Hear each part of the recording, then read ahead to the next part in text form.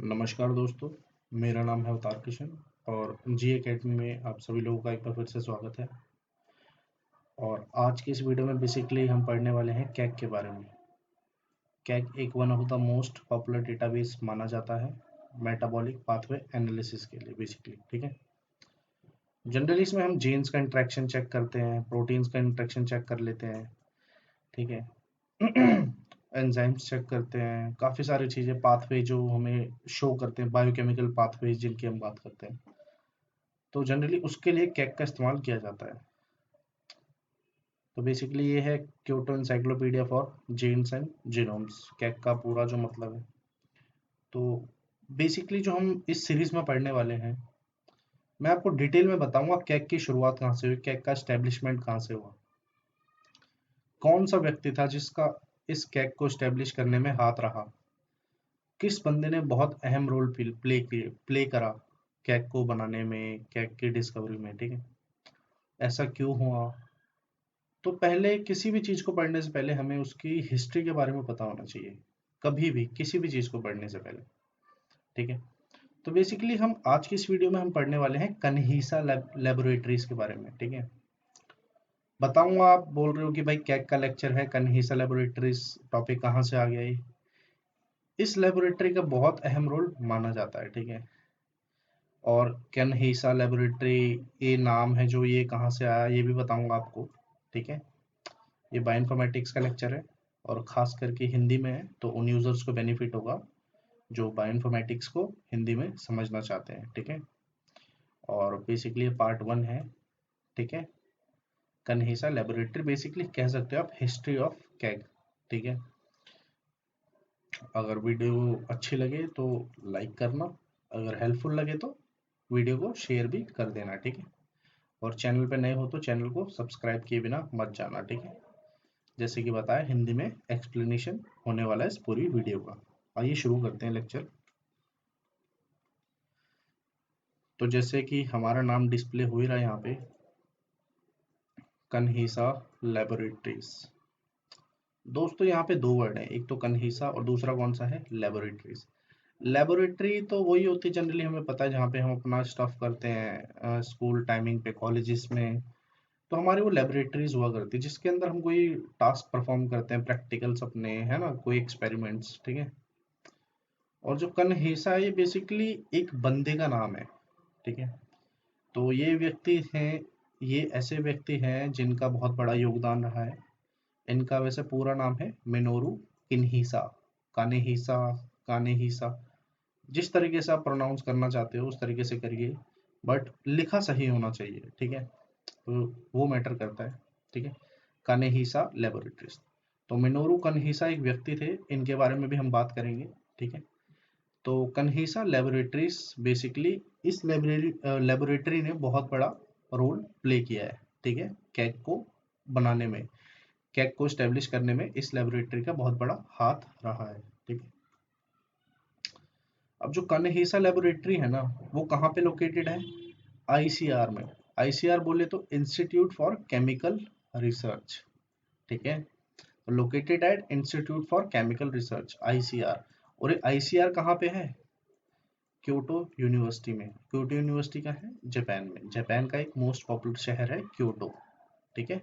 Kyoto, आपने कई सारे और शहर के नाम सुनेंगे, टोक्यो, ठीक है, नागासाकी, हिरोशिमा, और भी कई सारे शहर हैं, बहुत सारे हैं, ठीक है।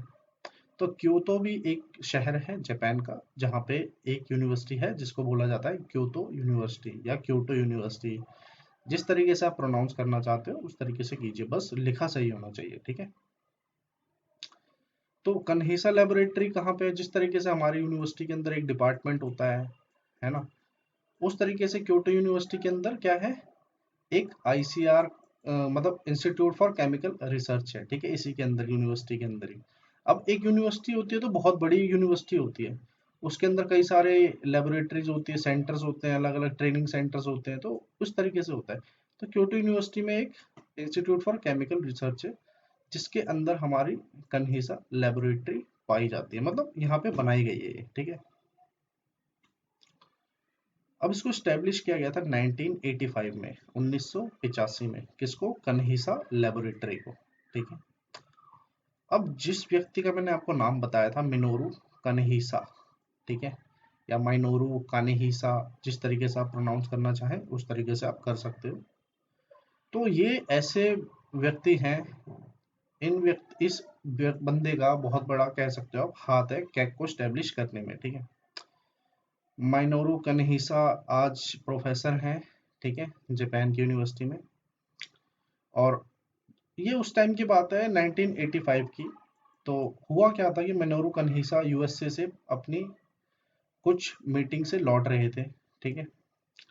तो उन्होंने क्या करा, एक लेबोरेटरी इस्टेब्लिश की। कहाँ पे? इंस्टीट्यूट फॉर केमिकल रिसर्च, मतलब क्योटो यूनिवर्सिटी के अंदर इंस्टीट्यूट फॉर केमिकल रिसर्च नाम से, जिसको नाम दिया गया फर्दर कन्हीसा लेबोरेटरीज।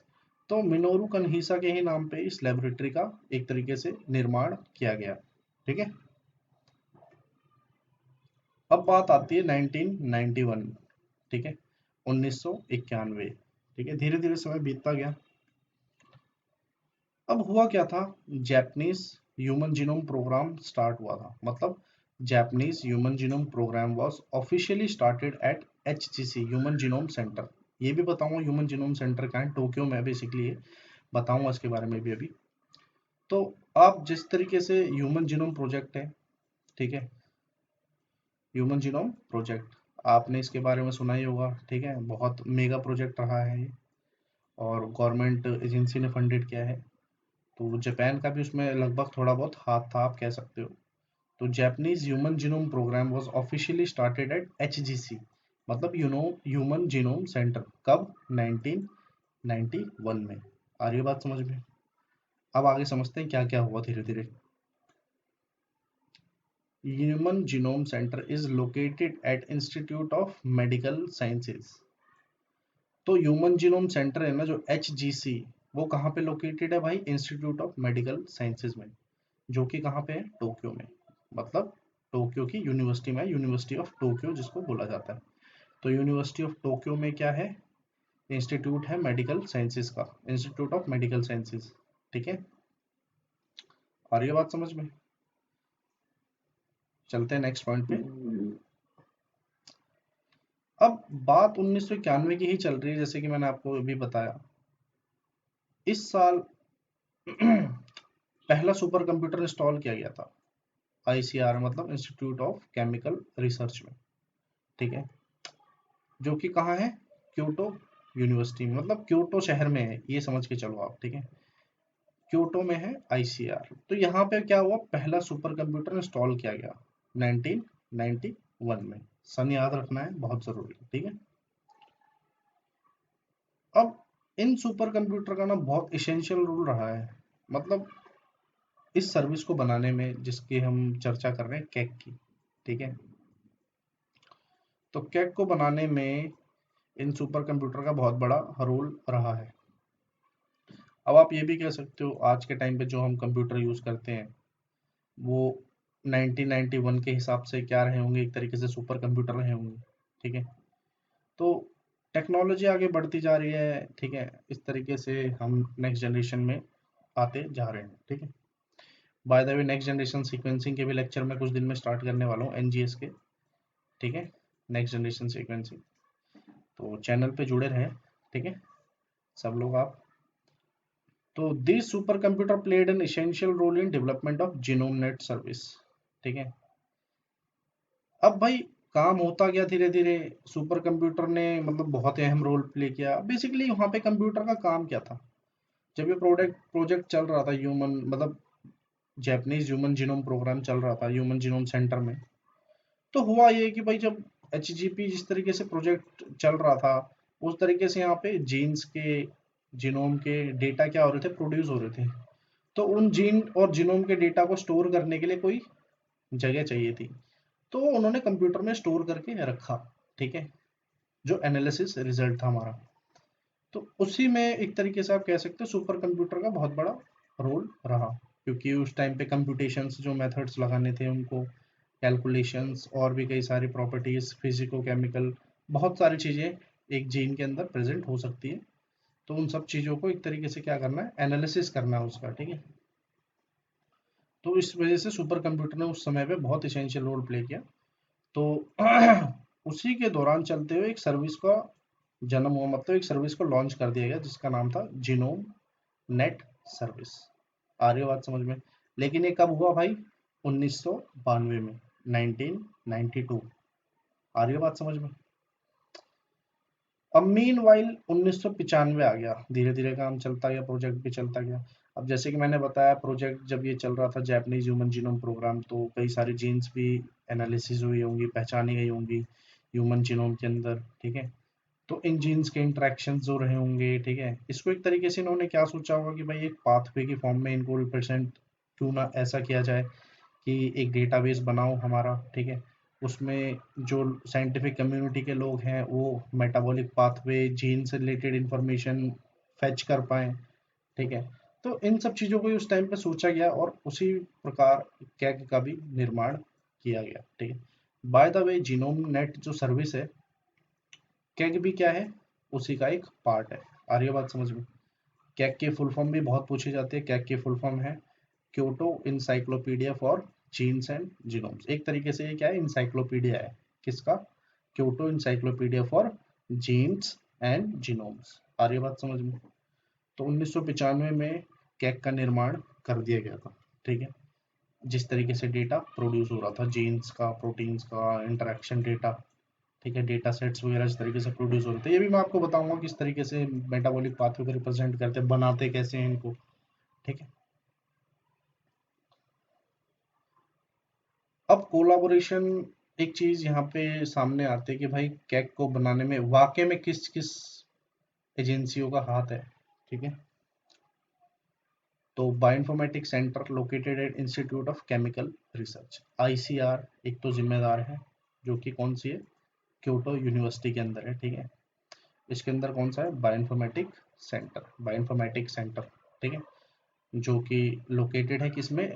आईसीआर में, इंस्टीट्यूट ऑफ केमिकल रिसर्च, जो कि कहाँ प्रेजेंट है? क्योटो यूनिवर्सिटी में, ठीक है। एक तो इसका बहुत बड़ा रोल रहा है, ठीक है। सेकंड किसका? ह्यूमन जीनोम सेंटर, जो कि कहाँ लोकेटेड है? Institute of medical sciences, university of Tokyo, ठीक है। तो ये दोनों जो एजेंसीज हैं, यूनिवर्सिटीज हैं, ठीक है, इन दोनों का बहुत बड़ा हाथ रहा है कैग का निर्माण करने में। आ रही है बात समझ में? शायद अगर ये दो अगर यूनिवर्सिटीज नहीं होती, शायद मिनेरू कनिहिसा नाम का ही बंदा अगर, ठीक है, नहीं होता, शायद वो ऐसा सोचता नहीं, तो शायद आज कैग का निर्माण नहीं हुआ होता। कैग आज के टाइम में one of the most popular database माना जाता है मेटाबॉलिक पाथवे एनालिसिस के नाम के लिए, ठीक है। जितने भी बायोकेमिकल पाथवेज है ह्यूमन बॉडी के अंदर और भी अलग अलग ऑर्गेनिज्म में, उन सबको आप यहाँ से फैच कर सकते हो, विजुअलाइज कर सकते हो, ठीक है। तो आज के लिए बस इतना ही। ऐसी वीडियोस अगर और देखनी है तो चैनल को सब्सक्राइब कर देना, ठीक है। और वीडियो अच्छा लगे तो लाइक और दोस्तों के साथ शेयर भी जरूर करना है, ठीक है। तो आज के लिए बस इतना ही। Thanks for watching.